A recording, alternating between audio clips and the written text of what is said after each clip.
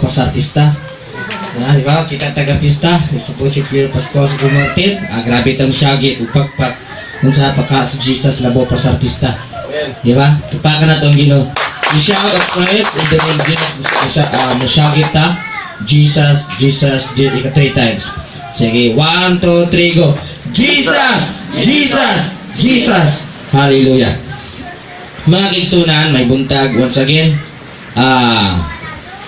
Praise the Lord. Gahapon, nakabisita si Pastor sa balay na kong payag man to. Muna nga, nag-studio me. Then I will ask him detailed information. Then I pray in the Lord, Lord, you will allow me to go in that church tomorrow. And the Lord, yes, I will go with him. Muna gahapon, ganina, nagtana si Mrs. Di ata simbang ko dito ta sa atong nang-imbita na pastor kay may buhaton ng Ginoo. One thing that God is giving